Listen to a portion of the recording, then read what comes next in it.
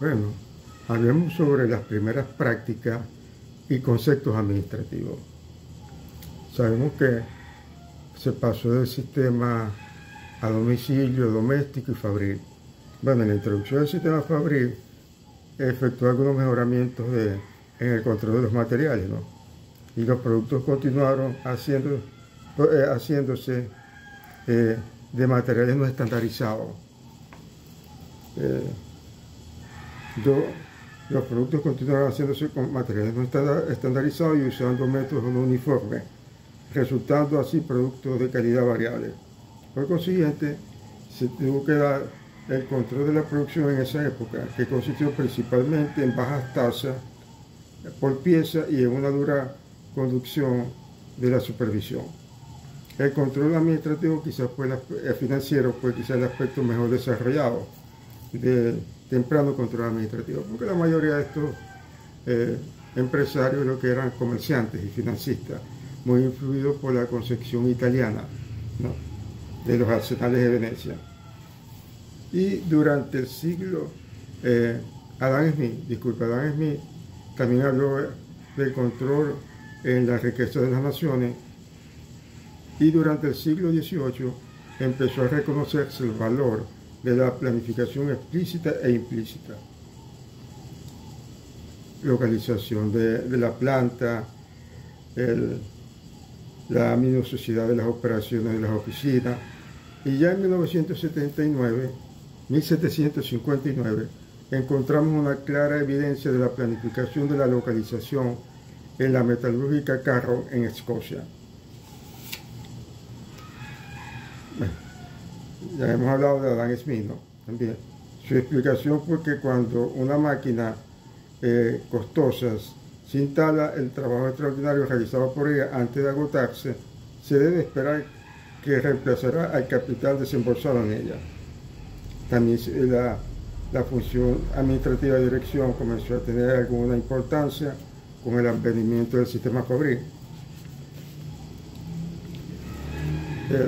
Y luego se dan una serie de autores que resalta aquí Claudio George Jr. sobre historia del pensamiento administrativo. Él dice que, disculpen, la función de la supervisión ha sido siempre asegurar la ejecución uniforme de las órdenes, pero su verdadera razón fue impulsar a los trabajadores hasta la última brizna posible de producción. Y en esto se dan algunos autores que destaca aquí, como un tal John Stewart.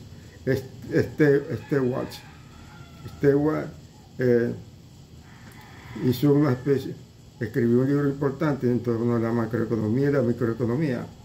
Se puede discernir en su libro Investigación de los principios de política económica. Y Stewart que 9 años antes, incluso, James Stewart, planteó la división del trabajo 9 años antes que Adam Smith lo popularizara en su obra. Luego tenemos el propio Adam Smith, que ya hemos hablado de la división del trabajo, la sistematiza. Hay un Richard Albrecht, el espinazo de la revolución industrial en Inglaterra en los siglos XVIII fue la naciente industria del algodón. Y en esto, mientras había algunos creadores de las máquinas de vapor, como John White, Lewis Ford y Jorge Albrecht, que proporcionaron el ingenio inventivo, este señor Richard Albrecht, sin considerar también, porque fue también un inventor, ¿no?, pero proporcionó las técnicas administrativas para la exitosa coordinación de hombres, dinero, materiales y máquinas de la producción. Y así tenemos una fase de transición. En la última parte del siglo XVIII, las congojas del nacimiento de la revolución industrial empezaron a subsanarse. Y aparecen personajes como imbuidos, ¿no?, o influenciados por Francis Bacon, Richard Petit y John Locke, que habían sido filósofos empíricos. Y Así se tomaron cuidadosamente decisiones racionales, se llevaron libros de seguro y ordenadamente, información rápida y convincente, con finura y docta. Estos fueron los hombres que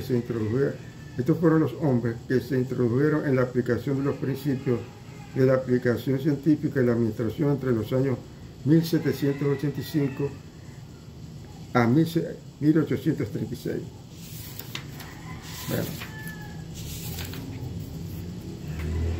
Entre estos primeros científicos, primeros administradores científicos, el renacimiento de la aplicación, tenemos el caso de la Fundación SOHO.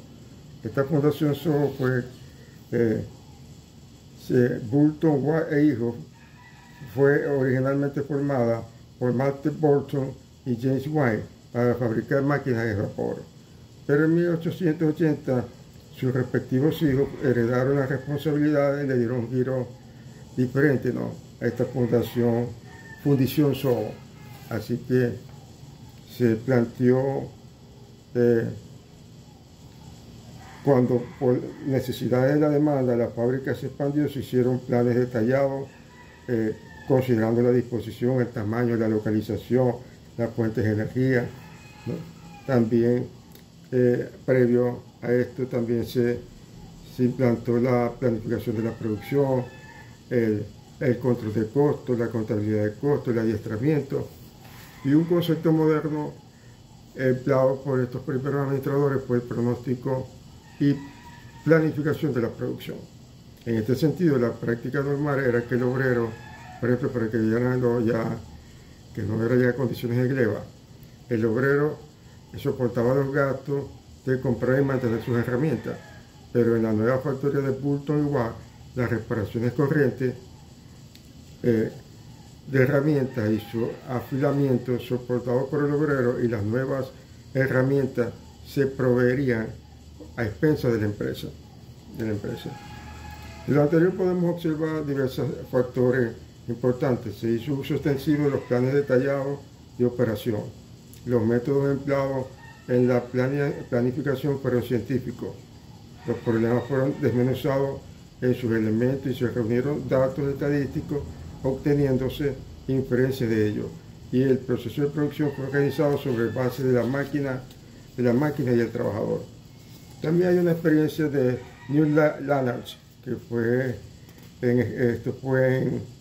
en Inglaterra, específicamente en Escocia, muy influido por el socialista utópico Robert Owen, ¿no? Y también se avanzó en esto de las partes intercambiables, ¿no? Contrariando la idea general de que la manufactura de partes intercambiables no comenzó sino hasta el descubrimiento de Hunter Rock Hills y de Eli Witt en New Haven, hasta llegar al sistema de control, el sistema americano.